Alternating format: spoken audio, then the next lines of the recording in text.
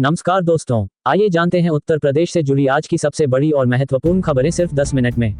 लेकिन उससे पहले अगर आपने चैनल को सब्सक्राइब नहीं किया है तो अभी कर दीजिए। साथ ही वीडियो को लाइक करें और अपने जिले का नाम कमेंट में जरूर लिखें ताकि आपके जिले की हर बड़ी खबर सबसे पहले आप तक पहुंचे। तो चलिए आज की पहली खबर पर बात करते हैं। लेकिन उससे पहले एक खास बात, इस वीडियो को ध्यान से अंत तक देखिएगा क्योंकि कुछ खबरें आपके बेहद काम की हो सकती हैं। जैसा कि आप देख सकते हैं, आपकी फोन स्क्रीन पर एक हेडलाइन दिखाई दे रही होगी।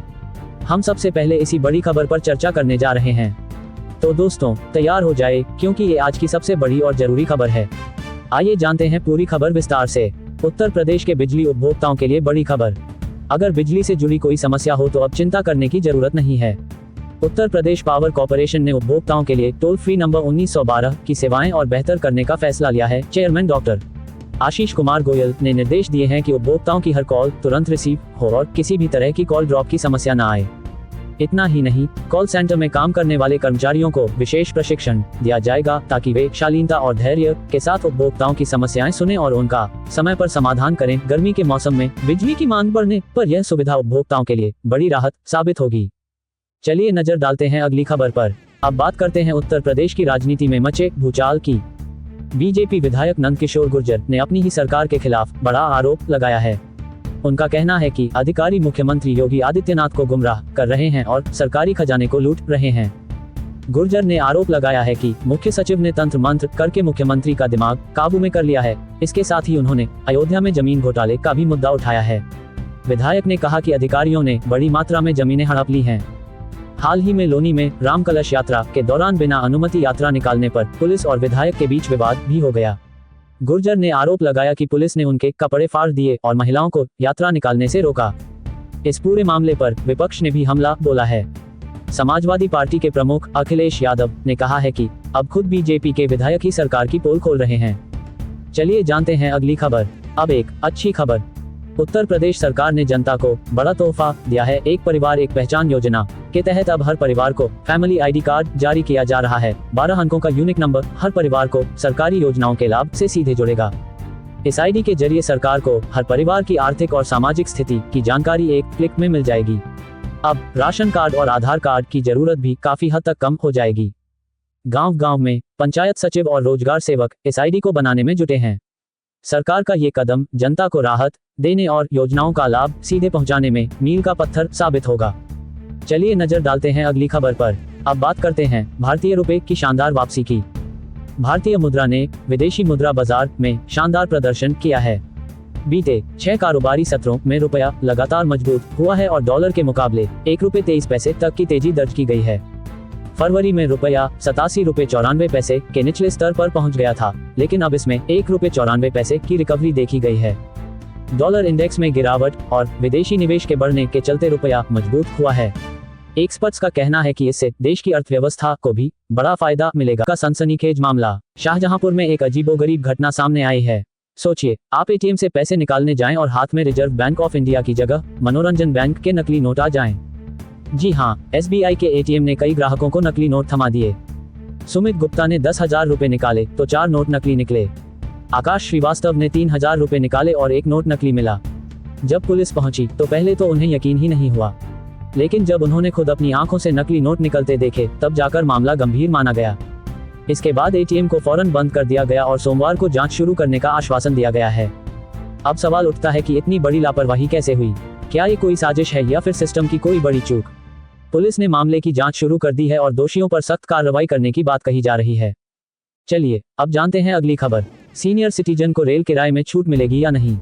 रेलवे सफर करने वाले वरिष्ठ नागरिकों के लिए एक अहम खबर सामने आई है। सरकार ने साफ किया है कि कोरोना महामारी के दौरान बंद की गई रेल किराए में छूट को लेकर अभी तक कोई फैसला नहीं लिया गया है।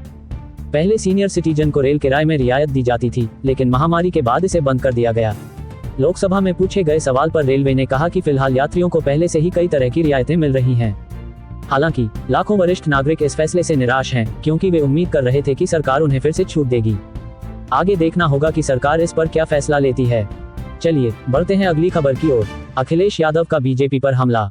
समाजवादी पार्टी प्रमुख अखिलेश यादव ने बीजेपी सरकार पर कानून व्यवस्था को लेकर बड़ा सवाल उठाया है। लखनऊ में प्रेस कॉन्फ्रेंस के दौरान अखिलेश यादव ने कहा कि प्रदेश में अपराध लगातार बढ़ रहे हैं और सरकार मूकदर्शक बनी हुई है। गाजियाबाद में एक विधायक के साथ बदसलूकी की घटना का जिक्र करते हुए उन्होंने कहा कि बीजेपी सरकार में कानून व्यवस्था पूरी तरह ध्वस्त हो चुकी है। अखिलेश यादव ने आरोप लगाया कि कई बीजेपी नेता खुद भूमाफिया बन चुके हैं और आम जनता को लूटने में कोई कसर नहीं छोड़ रहे। उन्होंने सरकार से सवाल किया कि आखिर अपराधियों पर कार्रवाई करने में इतनी देरी क्यों हो रही है। चलिए अब जानते हैं मौसम से जुड़ी खबर। यूपी में मौसम का मिजाज बदलेगा। मौसम विभाग ने पूर्वी उत्तर प्रदेश में बारिश और आंधी तूफान का अलर्ट जारी किया है। अगले 3 से 4 दिनों तक तापमान में 2 से 4 डिग्री सेल्सियस तक की बढ़ोतरी हो सकती है। पूर्वोत्तर भारत में भी भारी बारिश और ओलावृष्टि की संभावना जताई गई है। हवाओं की रफ्तार 40 से 60 किलोमीटर प्रति घंटे तक पहुंच सकती है।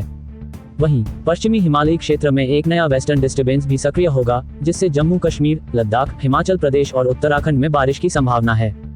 अगर आप उत्तर भारत में रहते हैं तो सतर्क रहें और मौसम विभाग की सलाह का पालन करें। अब बढ़ते हैं अगली खबर की ओर। संस्कृत शिक्षकों को मिला स्थायी नियुक्ति का तोहफा।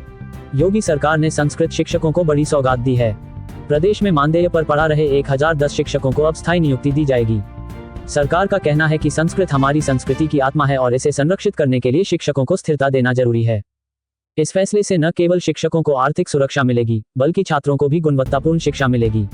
जल्द ही कैबिनेट से मंजूरी मिलने के बाद शिक्षकों की नियुक्ति की प्रक्रिया शुरू हो जाएगी। चलिए अब जानते हैं अगली खबर। बड़ी ई बसों में सफर हुआ सस्ता। यूपी रोडवेज ने यात्रियों को बड़ी राहत दी है। 22 मार्च से 30 अप्रैल तक बड़ी ई बसों के किराए में भारी कटौती की गई है।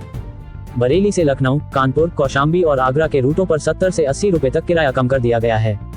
जैसे कि बरेली से लखनऊ तक 2x2 बड़ी ई बस का किराया 588 रुपए से घटाकर 486 रुपए कर दिया गया है। अगर आप इन रूटों पर सफर करने की योजना बना रहे हैं तो यह आपके लिए सुनहरा मौका है। अब जानते हैं शिक्षा से जुड़ी खबर। स्कूल चलो अभियान को मिलेगा नया रूप। उत्तर प्रदेश सरकार ने शिक्षा को बढ़ावा देने के लिए स्कूल चलो अभियान को फिर से शुरू करने का ऐलान किया है। मुख्यमंत्री योगी आदित्यनाथ ने 1 अप्रैल से 15 अप्रैल और जुलाई में 15 दिनों तक इस अभियान को चलाने का निर्देश दिया है। शिक्षक, ग्राम प्रधान और पंचायत सदस्य मिलकर घर घर जाकर बच्चों को स्कूल भेजने के लिए प्रेरित करेंगे। मुख्यमंत्री ने कहा है कि यह अभियान बच्चों को शिक्षा के प्रति जागरूक करेगा और उन्हें उत्सव जैसा अनुभव देगा। अब जानते हैं जनता के लिए राहत भरी खबर। जनता की शिकायतें अब सीधे सीएम तक। उत्तर प्रदेश सरकार ने नागरिकों की समस्याएं सुनने और त्वरित समाधान करने के लिए एक नया हेल्पलाइन नंबर जारी किया है। अब आप 1076 या मोबाइल नंबर 9454440444 पर कॉल कर सकते हैं।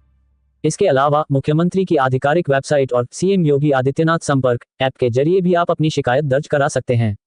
सरकार ने आश्वासन दिया है कि हर शिकायत पर जल्द से जल्द कार्रवाई की जाएगी। अगर आपके पास कोई समस्या है तो अब देर न करें, अपनी आवाज सरकार तक पहुंचाएं। तो दोस्तों, ये थी आज की कुछ महत्वपूर्ण खबरें और जानकारियां जो आपके लिए बेहद उपयोगी साबित हो सकती हैं। ऐसी जानकारी आपको शायद और कहीं एक साथ न मिल सके, इसलिए रोज की ताज़ा खबरों के लिए हमारे चैनल को सब्सक्राइब जरूर करें और वीडियो को लाइक नहीं किया तो लाइक करें। साथ में अपने जिले का नाम कमेंट में लिखें ताकि आपके जिले से जुड़ी हर जानकारी आप तक पहुंच सके। धन्यवाद। जय हिंद, जय भारत।